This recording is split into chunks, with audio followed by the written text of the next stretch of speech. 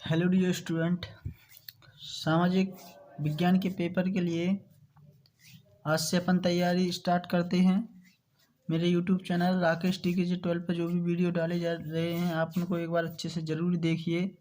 5 से 10 मिनट के ही वीडियो होते हैं, तो आपको पेपर में बहुत हेल्प मिलेगी।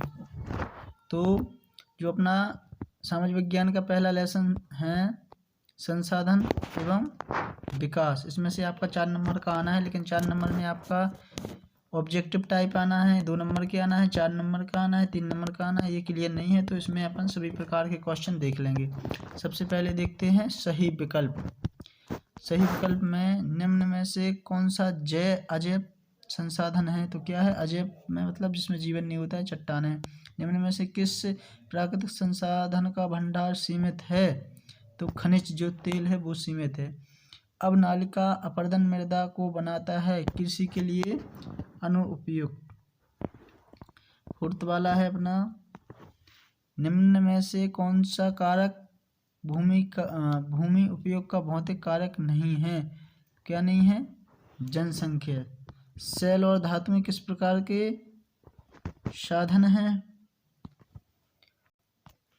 तो अपना है अजैविक। उत्पत्ति के आधार पर संसाधनों का वर्गीकरण जैविक और अजैविक।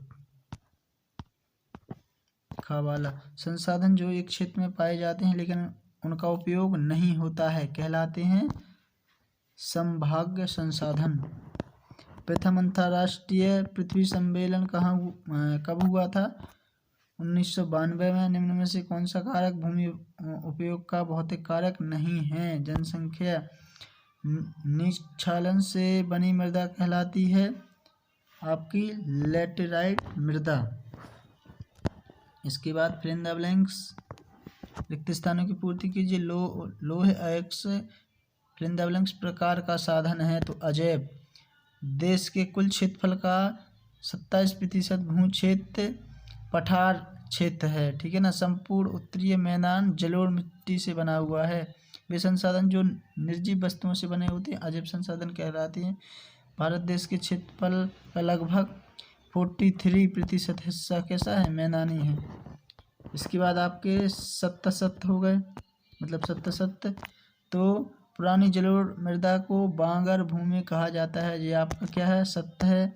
लेटेराइट शब्द ग्रीक भाषा शब्द से लिया गया है, ये भी आपका सत्य है। पंजाब और हरियाणा में 80% भूमि पर कृषि होती है, ये भी आपका सत्य है। जहाँ एक के कृषि वर्ष या उससे कम समय से खेती ना की गई हो उसे शुद्ध बोया गया क्षेत्र कहते हैं, ये आपका असत्य है। लेटेराइट मृदा अधिकतर गहरी तथा अम्लीय होती है, ये आपका सत्य है। मरुस्थलीय मृदाओं का रंग पीला होता है, तो ये आपका असत्य है। मृदा सबसे महत्वपूर्ण नवीनीकरण योग्य संसाधन है, तो ये आपका सत्य। उत्पत्ति के आधार पर जैव और अजैव संसाधन होती हैं, तो ये आपका सत्य है, ठीक है ना। इनको आप अच्छे से याद कर लीजिए। प्रथम अंतर्राष्ट्रीय पृथ्वी सम्मेलन किस शहर में हुआ था? तो ब्राजील के शहर रियो डी जेनेरो में, ठीक है ना। उत्पत्ति के आधार पर संसाधन 2 प्रकार के होते हैं। राष्ट्रीय वन नीति के अनुसार भारत के कितने प्रतिशत पर वन होना चाहिए? कितने प्रतिशत भाग पर? तो 33% भाग पर। अधिक बरसात से निष्क्षालन की प्रक्रिया से किस प्रकार का मृदा होता है? लेटेराइट। अभी अपन ने ऊपर पढ़ा हुआ था। मरुस्थलीय मृदा किस राज्य में अधिक पाई जाती है? राजस्थान में। भारत के कितना प्रतिशत भाग पर पर्वतीय क्षेत्र है? तो 30%, ठीक है ना। कपास की कृषि के लिए कौन सी मृदा काली मिट्टी रहती है? काली मृदा को किस नाम से जाना जाता है? रेगुर मृदा। भारत का कुल भौगोलिक क्षेत्रफल कितना है? तो 33 लाख वर्ग किलोमीटर लगभग में है, ठीक है। इसके बाद जो ये क्वेश्चन है ये 2 नंबर में भी आ सकते हैं और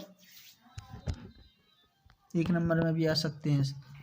तो जो अपना पहला क्वेश्चन है संसाधन के संरक्षण के कोई 2 उपाय, ये बहुत ही सिंपल वाला है।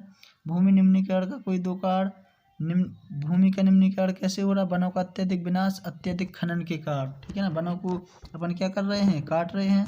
और भूमि का खुदाई हो रही है, उसके कारण क्या हो रहा है? भूमि निम्नीकरण हो रहा है। भूमि निम्नीकरण के कोई 2 उपाय, मृदा संरक्षण के कोई 2 उपाय, ये बहुत ही सिंपल वाले क्वेश्चन है। काली मृदा की कोई 2 विशेषताएं। कपास की कृषि के लिए उपयुक्त होती है। कैल्शियम का कार्बोनेट, मैग्नीशियम, पोटास और चूना के तत्व इसमें पाए जाते हैं। लेटेराइट मृदा की कोई 2 विशेषताएं। यह मृदा अम्लीय प्रकृति की होती है। यह मृदा अधिक तापमान, अधिक वर्षा वाले क्षेत्रों में इसका निर्माण होता है। ठीक है, इसके बाद मृदा अपरदन वाला जी क्वेश्चन बहुत आता है आपके पेपर में। मृदा अपरदन क्या होता है? मृदा अपरदन से क्या तात्पर्य है? बहते हुए जल, पवन या हिमानी द्वारा मृदा के कटाव या उसके बहाव की प्रक्रिया को क्या बोलते हैं? मृदा अपरदन बोलते हैं। समुच्चय जुताई किसे कहते हैं? ढाल वाली भूमि पर समुच्चय रेखाओं के समांतर हल चलाने के ढाल से जलवाहक की गति घटती है, इसे क्या बोलते हैं? समुच्चय जुताई कहा जाता है। संसाधन क्या है? नवीनीकरण योग्य और अनवीनीकरण युक्त संसाधन को स्पष्ट कीजिए। ये बहुत ही सिंपल क्वेश्चन है। लेटेराइट मृदा की कोई 4 विशेषताएं। मरुस्थलीय मृदा की कोई 4 विशेषताएं। जलोढ़ मृदा की प्रमुख विशेषताएं। इनकी विशेषताएं आपको अच्छे से याद करनी पड़ेंगी। इसके बाद एजेंडा 21 क्या है? इसके मुख्य उद्देश्य क्या है? एजेंडा 21 एक घोषणा है जिसमें 1992 में ब्राजील के शहर रियो डी जेनेरो में संयुक्त राष्ट्र पर्यावरण और विकास सम्मेलन के तत्वावधान में राष्ट्रीय अध्यक्ष द्वारा स्वीकृत किया गया था। इसके उद्देश्य क्या है? इसका उद्देश्य है भूमंडलीय सतत पोषणीय विकास हासिल करना। यह एक कार्यसूची है जिसका उद्देश्य समान हितों, पारस्परिक आवश्यकताओं, सम्मिलित जिम्मेदारियों के अनुसार विश्व सहयोग के द्वारा पर्यावरणीय क्षति, निर्धनता और रोगों से निपटाना है। ठीक है ना। इसके बाद जो बांगर और खादर भूमि में अंतर, ये बहुत ही इंपॉर्टेंट क्वेश्चन है, ये आते ही आता है। काली मिट्टी की विशेषताएं, स्वामित्व के आधार पर संसाधनों का वर्गीकरण।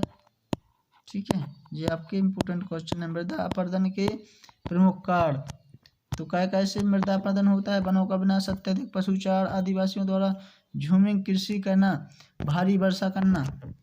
ठीक है, मृदा परिक्षेत्र से क्या तात्पर्य है? तो इतने हैं जो फर्स्ट वाला लेसन है। ये बहुत ही सिंपल लेसन है, इसको आप 1 से 2 बार अच्छे से रीडिंग कर लोगे तो आपकी समझ में आ जाएगी। और सामाजिक विज्ञान में यदि आप क्वेश्चन और आंसर को 1-2 बार अच्छे से रीडिंग कर लेते हैं तो जो आपकी समझ में आता है वो यदि आप लिख देते हो तो आपका क्वेश्चन सही हो जाता है। इसमें अपन अपनी भाषा, जो अपनी लैंग्वेज होती है उसमें भी लिख सकते हैं तो आपके नंबर ही नहीं कटेंगे। सामाजिक में आप अच्छे नंबर प्राप्त कर सकते हो। बस उसका जो क्वेश्चन का जो आप बेसिक चीज़ें हैं वो समझ में आना चाहिए कि पूछ क्या रहा, उसके आधार पर आप अपने लिख सकते हो आंसर। तो फर्स्ट लेसन में इतना ही। ठीक है।